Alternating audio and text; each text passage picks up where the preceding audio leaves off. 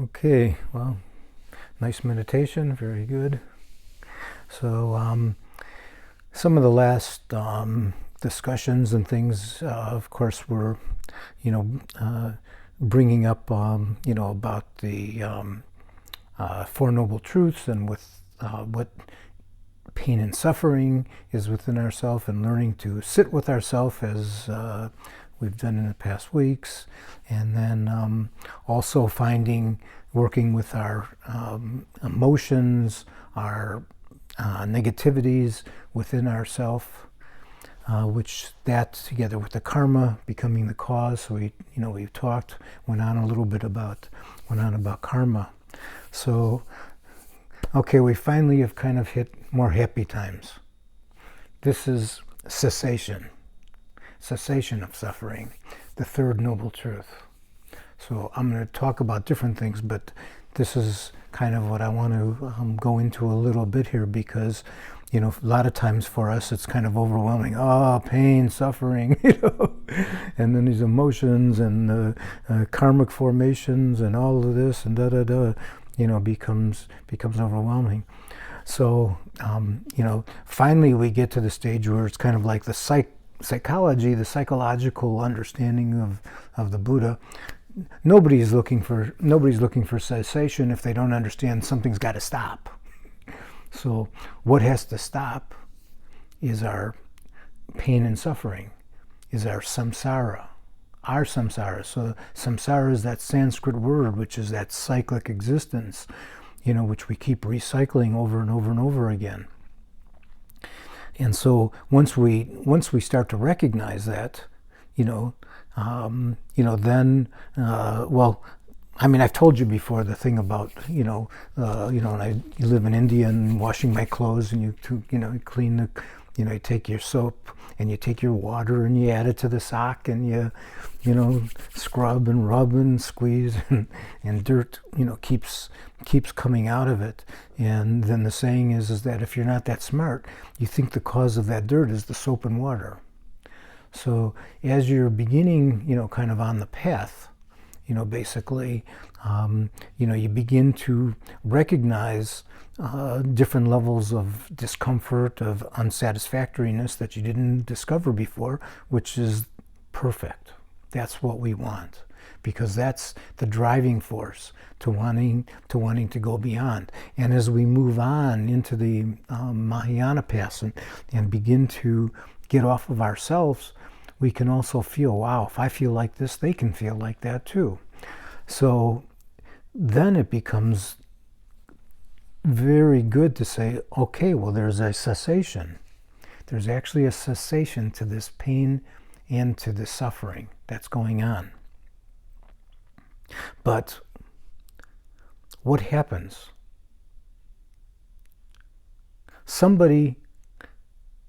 I got to tell you something. Somebody is lying to us. There's somebody lying to us. That's called ego. The biggest part of that, the main part of that that's lying to us, is that ignorance, not knowing, worse, knowing wrongly what we are and who we are. So this ignorance voice comes up. Do you ever see on TV and things, when they show somebody, or in a movie, and they got somebody thinking about themselves, and it's got somebody on this shoulder, a little person of themselves, and on this shoulder another one. This one's telling them, do this, and the other one say, don't do that, don't do that, don't do that. Well, we've actually got a big one on our shoulder that's telling us all the time, basically, you can't do this, you can't do that. Lying to us. And once we start to all of a sudden hear this thing about cessation, it doesn't want us to hear that. We don't want to hear that this pain and suffering can actually stop, can actually slow down, and that within the moment we can kind of let it go. It can just go. It can disappear. Because it's like a magic show. So this this personality of ourselves develops and continuously tells us a lie. This is what you are, and this is all you can be. And if it ever, any time it begins to feel like we're beginning to feel a little bit of openness, the true nature of our mind. We're beginning to feel the spaciousness of our mind, beginning to feel the warmth of our mind. It immediately, wants to do something to pull us back again. And so this main culprit, this ignorance, has got a lot of friends that make up our personality. It's got the main ones, which is, anger and hatred and aversion. So that something comes up and I don't like that. I become averted to that. The way something's happening, the way somebody's saying something to me. I have the other one, he's got a little friend there that's kind of like, that overestimates something else or somebody else. I have to have this food. I have to have this house. I have to have something. And that's that's kind of like the desire and things in there. Desiring this and desiring that. And then it's got a couple other friends that are pretty good as well. Pride. Pride is there. I'm always feeling, I'm better than anybody else. If I do something, I do it better than they do. I feel above somebody. I feel, more important and things. It's interesting if you ever watch, a lot of times if you watch lamas, not that they all do it, but this is what they mainly would do quite a bit. Of course, many times before teachings, they go and they, especially if they've got them sitting up in higher places, they do 3 prostrations before getting on there, but they also snap their fingers and things too, to understand the impermanent nature of everything, to not feel you're something special and things going up there, little reminders there. Most of them, they don't really need it. They do them just so we'll see it, basically. But you've got that pride. And then it's got that other good friend, jealousy, that's there. Okay, so that jealousy gets jealous, if somebody's making more money than us, if somebody's got a better house than us, if somebody does something better than us, whatever it might be. We've created this whole type of structure, but we don't know that we created it. So we're being brainwashed by ignorance. Ignorance is telling us, this is really you. So you have to be that way with each one of these things. We have the seeds planted inside of our mind stream to have aversion toward different things we look at, think of, smell, whatever goes through our senses, through our consciousness and our 5 senses. We have those things which we're attracted, to pull back into ourself. We've created this strong, solid picture. It's a solid, real picture. But really it's not. It's really just there's a bunch of air, it's a bunch of space, and it's not really there. But we're being tricked. We're being tricked.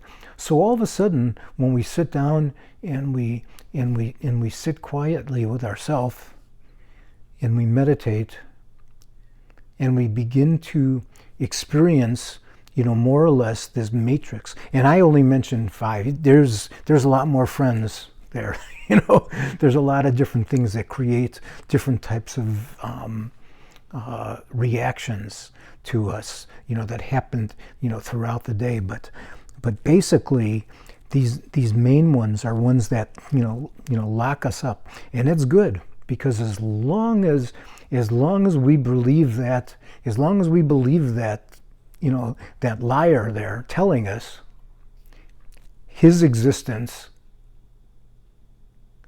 is secure. It's not secure because it's not really it's not our makeup, it's not our true nature, it's not really part of us. Whereas when we look deeper and deeper inside of ourselves at our true nature, we begin to see the the openness of our mind and the alertness and the wakefulness and the all the different positive energies, and there becomes less and less separation between ourselves and others. So whatever we feel for ourselves, we feel for others, and so we have natural compassion, natural love for what's going on, natural respect for the environment and things around us. So it's tough. It's a tough job, Ignorance has got a tough job. He's got to continuously maintain something because it doesn't have substance. It's not real. We've given it its life. I'm sorry if you've heard this story before, but I love this story, so I'm going to repeat it again anyway, whether or not. But the TV show Star Trek. So, if you're familiar, are you familiar with it at all, Star Trek? Mm-hmm. I think so. Okay, so Star Trek basically, the original one, which came out in the '60s, had it was instead of looking in inner space like we're trying to do, it was traveling to outer space, and so there was the captain of that particular ship, Captain Kirk, but Captain Kirk had his right-hand man. But his right-hand man was only half man, basically, because he was like what was called a Vulcan, had these pointed ears, and he had no emotion whatsoever. He was complete thinking, so he could meditate, he could calculate anything. So at one point, they were out in their travels, and they came across some other life forces, and before they know it, they were captured, and they were locked up. They were locked up into this particular type of a cell. You couldn't see the bars, but it was a cell he couldn't get out. So Spock sat down, does his meditation for some time. And I'm doing this off of memory. It was so long ago when I saw it, but it always stayed with me.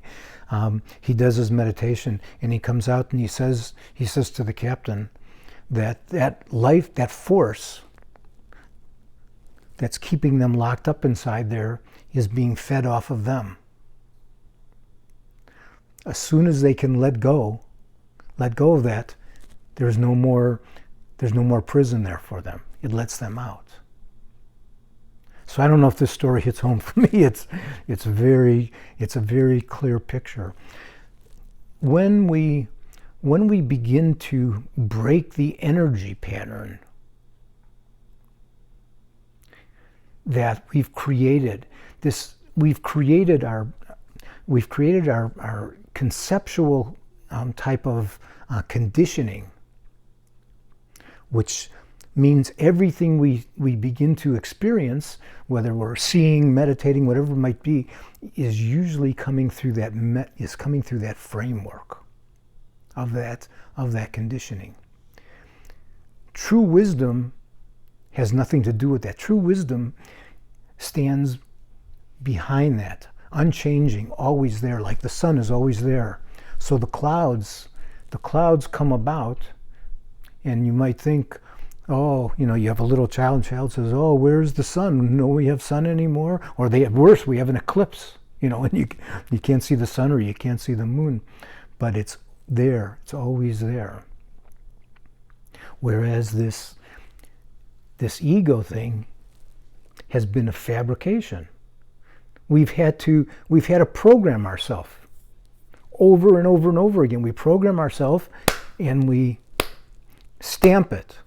We put the mudra on it into our consciousness. This is me, this is me, this is me, this is me, this is me. And so that pattern, controls us. That energy controls us. So all of a sudden, if we usually react to something in our normal way, we're in that same pattern. We're not doing anything about it. But if somehow our wisdom is sharp, we act a different way. We see things a different way. Why is that? Because our mind is luminous. It's knowing, it's aware, it's light. And it's like when we come into the room and it's dark in here, the second we turn the light on, in an instant the darkness disappears. when we awaken this light inside of ourselves, that darkness disappears. That frightening situation disappears. That jealousy disappears. That whole fabric just falls apart. And it's so scary to ignorance, because it's like an earthquake. All of a sudden they have no ground underneath them anymore. There is no more ground. It's gone. It's disappeared. When we get that little glimpse of awakening, of enlightening, of understanding any of that and breaking through that, it's just beyond belief. It's just like, whew, wow, I mean, it's better than waking up from a nightmare, because we've been living in a much bigger and longer nightmare, in a sense. We've created this nightmare, for ourselves.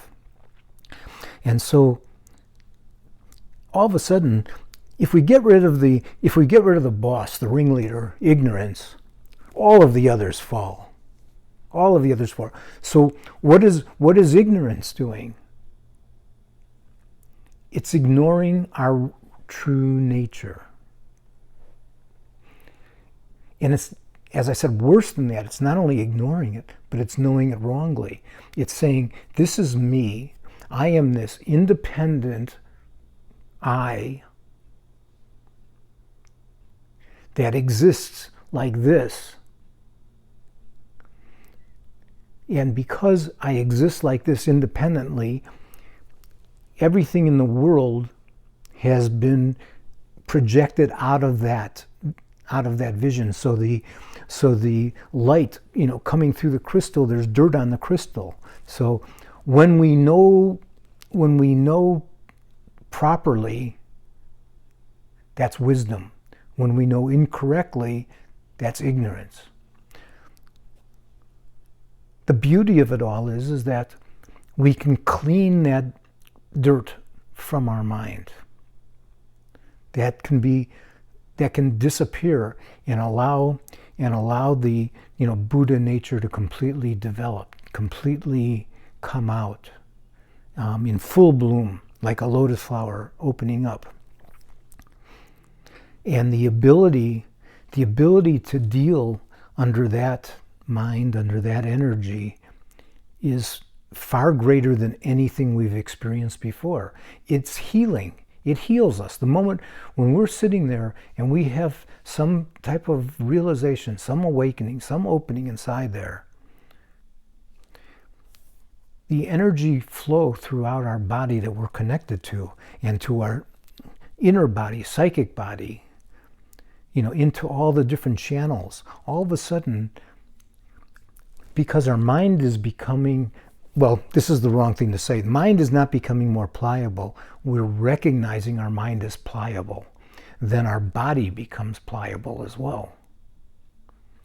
And we begin to heal the energies, because the energies are out of balance, locked up into the different chakras, being choked, like an umbilical cord, wrapping itself around each of the chakras. So this situation is so frightening for ignorance, that ignorance has to keep trying to sneak its way back in. It's got to be tricky, and find different ways. So it's false intelligence. But when our real nature, when our real wisdom begins to, recognize that these are, false views, false ideas, and they're leading to false actions of body, speech, and of course, our thoughts, our mind, then we begin to, move along the path in a much different way. So one thing to be said about the path, starting at whether it's the Sutra path, whether it's the Mahayana path, whether it's the Vajrayana path, they will all get us to the same place. They will all take us there. The only difference is, if you listen on the Sutrayana path, it sometimes is, it takes, it's going to take a lot of time. What do they say? How many eons? I don't know what an eon is. I can't think of how long this life is actually, but so many different thousands and thousands of different lifetimes or years in that. And of course the Mahayana path is, I guess, I think better than path in this case, we should think about vehicle. So the Sutrayana vehicle is going to get us to Florida, but it might be more like a bicycle. So we'll get there, and that's fantastic, and it'll open us up, and who knows, it maybe opens us up to the others along the way, or maybe not, but it doesn't matter. At least we're then on the path. Our path is not the path of following ignorance. So our inner guru, who do we take refuge in, is Buddha, which is the wisdom mind, the teachings, the Dharma, the other community. We take refuge in that to lead us, to protect us, to get us on path, keep us in line, along that path. So it can be okay. For some of us, that's what we need. That's the time and place. We need to move a little bit slower. And hey, listen, taking a bike is not that bad. You get some exercise. You're able to actually see the flowers outside that are growing and things, and watch the trees. I mean, it's like, whoa, this is actually a beautiful country I live in. It's a beautiful place, because you're able to see these things for the first time, because we haven't seen them before, because we're too busy doing other things. Ignorance has got us running in the wrong directions for everything. And it's got to do it at a speed that's so fast that we can't see. So going along that path and being on that bicycle, using that as a vehicle, is not so bad. And then you might be somebody who's got some very developed compassion and love for others, and so you're more or less on the Mahayana path. And so now you're taking the Mahayana vehicle. So now you've basically are in a car, or maybe taking a train, or in Europe, maybe one of the fast trains. It's moving faster. It's going to get us where we have to go in a much, shorter time period, which is very good. And you move on to the Vajrayana path, the Vajrayana vehicle, and that's more like a jet plane. Or we become aware that we have the ability actually to move with the speed of light. Our mind can move anywhere when we understand its real nature, which the mind is not our brain. The mind is something different. The brain is part of this human body that we need in order to move and go forward. So each of these vehicles are going to get us to where we want to go. But each of them have some different abilities, and all of them are good, and all of them need to be respected and understood, because it's all taking us away from this liar, who's been lying to us for lifetimes. So when we're sitting there and we try to find that liar doesn't have a place to live, doesn't exist. If you look throughout your entire body is made up of bones and skin and flesh and this and that. You take it all apart, the bones are made up of some other bones and this and that. There's nothing in there you're going to find that's, this is Scott, is there, living there, that's deciding this is the way the world is. It's not there. It can't be found there.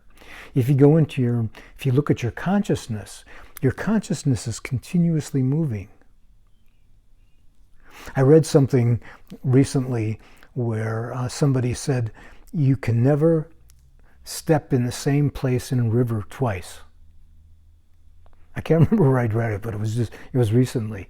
Because a river's always moving, and you're always moving, you're always changing. So within our consciousness, it's always changing. There's different feelings, different thoughts, different memories, different things that are coming up. And even if we think we're in the now, At that point, it's not the now anymore. Now we've gone back to the past. We're trying to grasp at it again. So this kind of a search for where this person is that uses our name, and we call I, and we say me. And maybe for me, I put it in, the name Scott, but it can't be found. It's a wrong concept. It doesn't understand that we're a continuously moving stream of awareness that is aware of things. And as I said, if we're aware correctly, that's wisdom. If we're unaware, if we're aware of something, if we know something wrongly, that's the culprit. That's the ignorance. That's knowing things in the wrong manner. So once we begin to understand that there's actually, a cessation to this matrix, to this entire, program. We have an elaborate program, about ourselves. As soon as we understand that, we've already shaken the ground that ignorance lives on. It already becomes something different at that point. It's already weakening the energy. That's why anything on the path itself becomes an opposition. It becomes a purification to what we've created, to this ego world. And the ego world is just an imagination. It's only our imagination. That's all it is. It's just our imagination. It cannot be found anywhere except in our imagination, but it's false imagination. We have positive imagination. There's creative imagination. That's why in especially using the tantric path, the Vajrayana practices, we learn to become really to become one with our with a particular energy of a Buddha that is our particular Buddha, our deity that we work with. And so once we begin to see ourselves in that, and then the false pride that we usually have becomes Vajra pride, because we take pride, not that we're bigger, better than anyone else, but we take pride in our pure nature. And because our pure nature cannot be seen, out of emptiness, which is like the cessation, out of emptiness is creativity.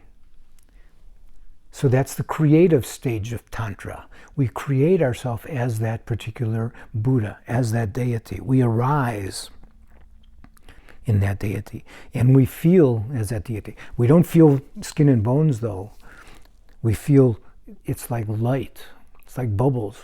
Or some of these, some of the different movies, the way things look like, just fast energy together. It's what it is. It's more like a bubble. It's like air, not substance. And it becomes, and so our Vajra body becomes, that particular type of deity. And so the creativity.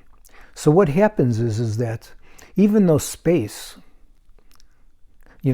space is kind of like, space is lack of substance. If something's not there, there's space. There has to be space. There has to be space for us in order to move around. And so there's space, within our mind. And our mind then begins to express, the Buddha nature begins to express unlimited ways anyway, to becoming enlightened.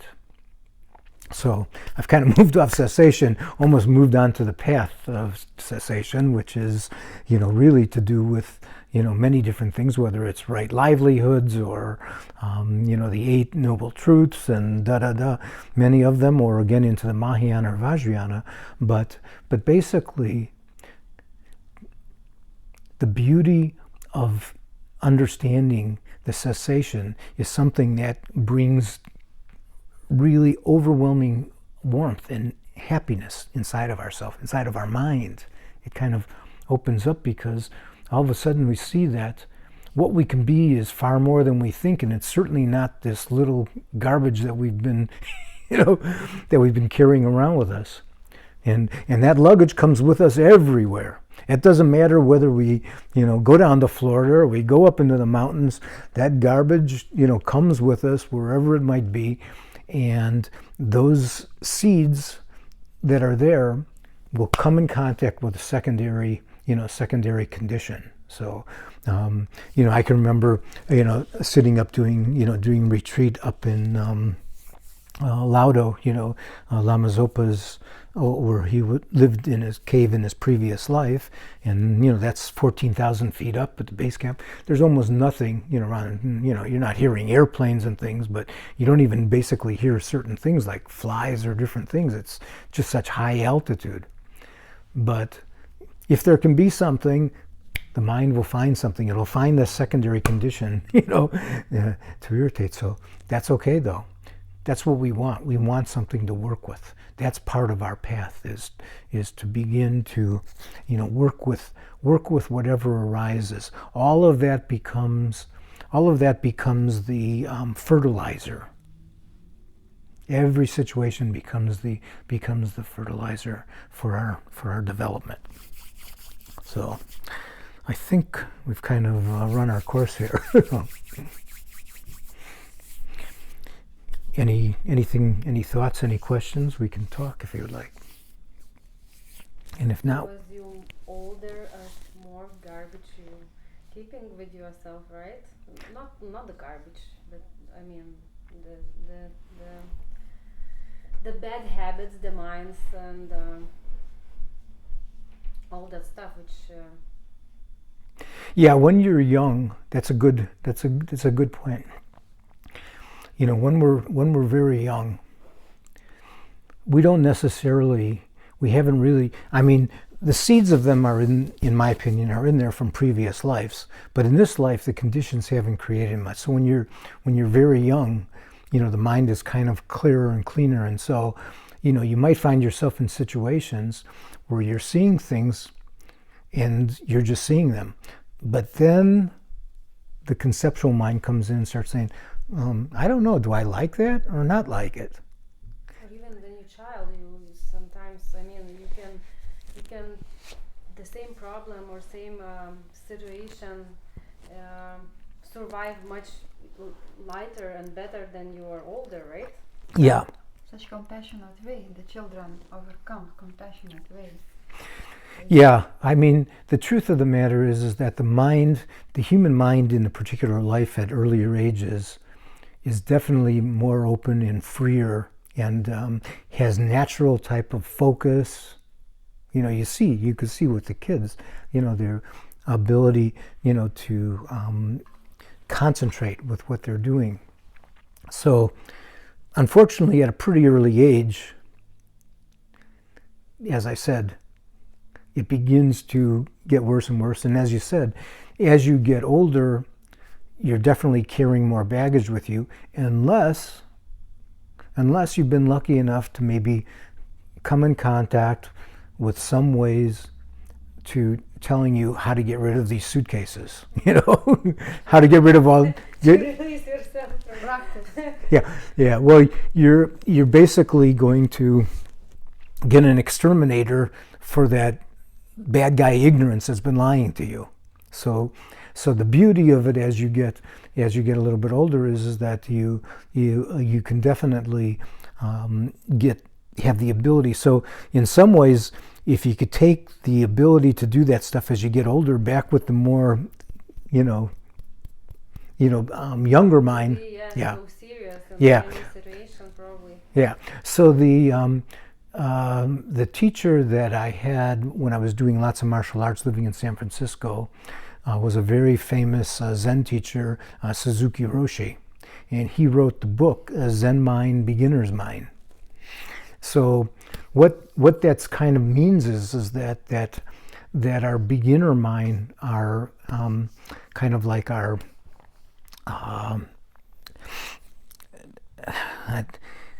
original mind, the original state of our mind is there, as pure, as natural. And actually, when we experience things now through our consciousness, the eyes and ears and nose, the very first second we see something, we actually see it the way that it is. It's the next moment when, oh, that's pretty, that's ugly, that looks like something I had there. I start to compare it. Analyze. Yeah. The mind just Yeah. turning on. So now it starts playing. Computer. It starts to play and things, with that. So yeah.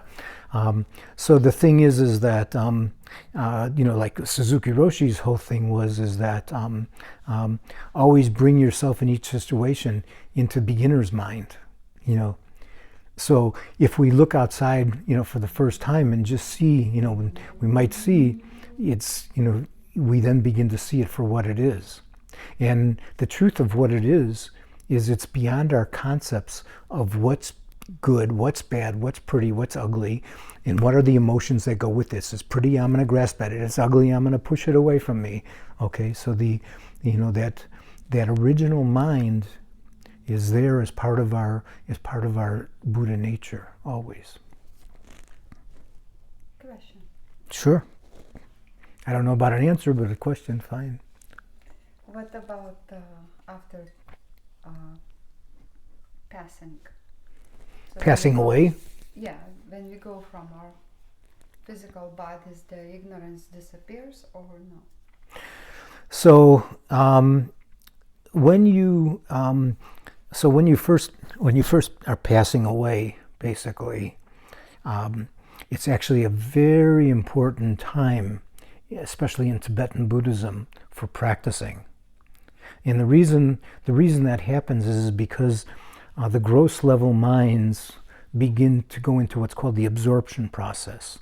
So the elements, the earth element begins to dissolve, and you can't move as much. And this can be a very slow process. As you're getting older, it can happen, or it can be happening, very, very quickly. So the earth element dissolves. And the the water element begins to dissolve, and so different things begin to dry up, and so all of the elements, which in Tibetan Sachu Me Lung, so it's earth, water, Sachu Me, fire, Lung, which is wind, the wind element and things, and then the conscious element.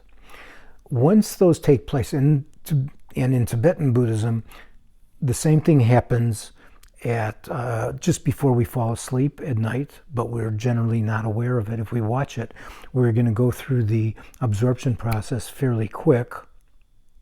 But you've maybe felt it. Have you ever felt when you're falling asleep and all of a sudden you can't move your body? Frozen in Nepal. Yeah, so that's the earth element has absorbed. So in meditation, this can happen as well. So when this happens, it also happens at the time of sex as well. Very quickly, what happens is you go through the absorption, and from the absorption, you get different visions. So the first vision is more like like light outside, like you have in an early morning. The next one becomes more like becomes like a red light, almost like, or red color, almost like a sunset type of thing. And then becomes dark. There's also like flickering. Some people say they see stars and things. And then at the final stage goes to what's then called clear light. So you then experience the clear light nature of your mind.